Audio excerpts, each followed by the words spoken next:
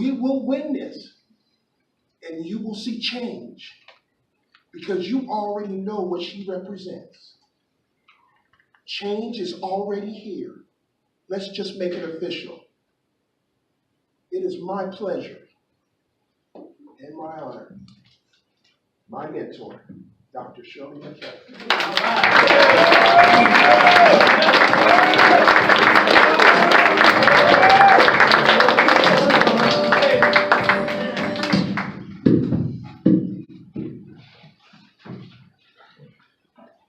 If I don't run, I can't win. Good evening to each of you, and thank you, First Sergeant. First Sergeant actually is just like a son of mine, because I can tell him what to do every now and then. Thank you for that.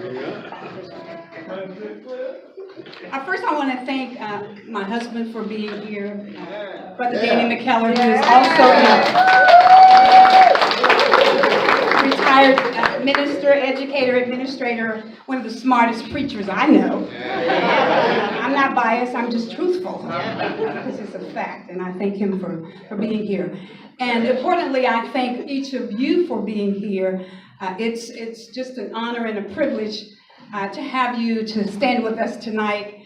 The rain didn't deter you, and that's a great thing, because I know that it's important for us to see this change that we're looking for in East Texas. I want to thank my sorority sisters for being here. Let them all stand. Some of them have to leave to go to another event. Our president, Ms. Ruby Kendrick, and all my other sorority sisters.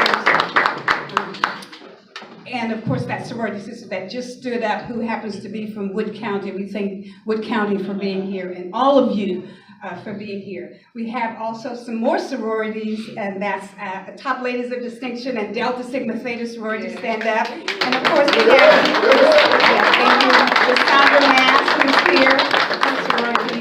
And of course, there's some other Greeks. My husband's Omega. Who else? Any others? Alpha. We're the Alpha men. Oh, wait, my brother. Yes, okay. And thanks. Let me just say we thank our county chair for helping to put this event on. He's just done an outstanding job, and Dustin for preparing the food. Just an outstanding job. Before I get going, I want to thank the volunteers. I mean, everywhere I go, the volunteers are right there with them, these young millennials. That's our leaders right here today. They're not tomorrow, they're right now, right here today. So millennials and volunteers, please stand up.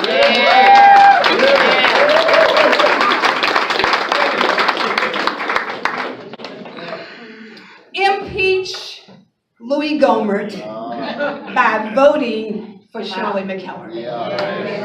And thank you, Mr. Butler. Mr. Butler always just front row center. You can ask him to do something at the last second, and he takes care of that.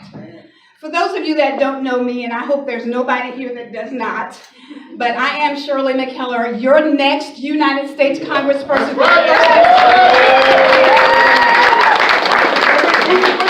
And as First Sergeant, I don't know if you know my story or not, but as First Sergeant mentioned to you that I'm a retired United States Army officer. I'm an Iraqi war veteran. I served Operation Iraqi Freedom, Operation Enduring Freedom. And before we kick this off, every veteran, because my original reason to run for United States Congress is because of the things that I saw happening to veterans. All of the veterans, please stand. And we have our president of the East. You see these green shirts, you know that our president, Mr. Jimmy Butler, Douglas, back there. And for those veterans that want to join our organization, yes, we have an active soldier here that's Air Guards, right? Okay, right. Thank you so much.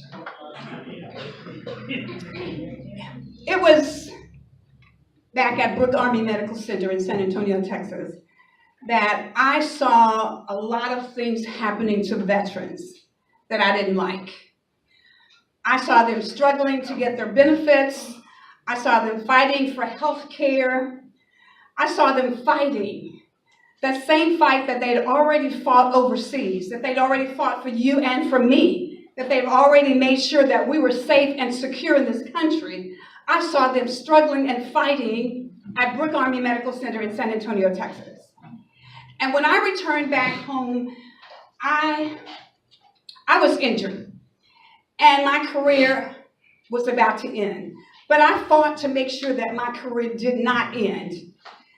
I had a phone call one day from a commander, and they said, McKellar, we have 52 medical units, and we need you. We can promote you to lieutenant colonel, but we need you to get well so that you can come back to work. And I struggled, and I wanted to go back to work because I loved the military. It was a great profession. It was a great career. But I recognized that these knees and the shoulder and all of the injuries that I had sustained from falling down 15 steps, a flight of 15 steps. My battle buddy and I were on a road march that morning, and we were in charge of weigh-ins. The late Colonel Rose Hazlitt, my very near and dear friend, who is no longer with me. So we went into this metal building and we got prepared for weigh-ins. Our feet were wet from being out in the dew. I got to the very tip top of that stairway and slipped and rolled all the way down 15 steps. Broke my teeth out, just injured myself greatly. But Brooke Army Medical Center took care of me, they did, but I had to fight for that too. When it was time for me to be discharged from the military and go back on injured reserve, come back to my hometown, Tyler, Texas, they told me it was going to be 18 months before I could get into the VA system. And I said, no, that won't work for me because I spent all of my career taking care of veterans, taking care of people, medical people, sick people, all people that came through my unit, that came through the hospital where I worked. So now I need medical care, and you tell me I have to wait 18 months? Well, that didn't work for me. So I wrote a letter to that general, that same general that First Sergeant was talking about, of the 5th Army. And I said, I need health care, and I need it in East Texas, and I need it now. And 2 weeks later, I got a letter back from that general, 8-page letter. And he said, ma'am, you can have health care anywhere in the world. And I said, yeah, General, but I'm not anywhere in the world. I'm in East Texas, and I want health care in East Texas. So 2 weeks later, I was in the VA system. But I recognized and found out that there were many of my colleagues who were having that same struggle, who needed help. So I spent the last 7-8 years, even until this day, helping colleagues and veterans get their benefits. And so one day, a group of excellent Black Republicans came to me and said, McKellar, you're doing the same thing that that fellow that's sitting in that seat in Congress should be doing. You should run for Congress. And so I thought about that. And I said, no, I've always worked on other folks' campaigns, but I'm not really interested in running for public office. And so they kept after me and they said, you're military, you're medical, you're an entrepreneur, you're healthcare, you're everything that Congress does in Washington, D.C. Why should you sit on that talent that you have? So I thought about that, and I spoke with my family about it. And I decided, yeah, okay, well, maybe I'll do that, but I should prepare myself. And so these group of Black Republicans said, but you've already prepared yourself. Academically, you're prepared. Medically, you're prepared.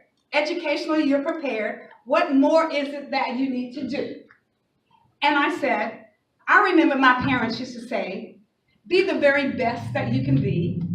Always be prepared better than the next person. So I decided to go back to school. I went back to school to get my degree in political science. And as of last semester, I was still in school, trying to get more so I can represent you better. So what I need from you today is to make sure, since I'm prepared for you, is that you help me get that seat that my classmate was already talking about, because he knows me well too. So I need you to make sure that you don't just carry yourselves to the polls, but you carry someone else to the polls.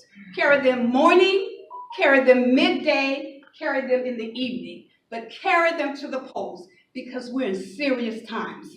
And now, let me say to Louis Gohmert, and I know he's listening, he's always listening. Whatever I'm saying to him, he hears it because I hear him repeating it. So let me let you know, Louis Gohmert, I ain't scared of you, okay? I want to debate with you because I believe that the people of East Texas should know how you're voting against their better half in Washington, D.C. He presented 108 bills. And let me tell you how they disrespect him in Washington, D.C. He presented 108 bills. None of them have made it into legislation. Do we need someone who's not representing East Texas? Well, let me tell you, when I go to Washington, D.C., I will represent you with valor, just as I did in the United States Army. And you will never say that crazy woman is embarrassing us, because I will never embarrass you in Washington. I need you to canvass with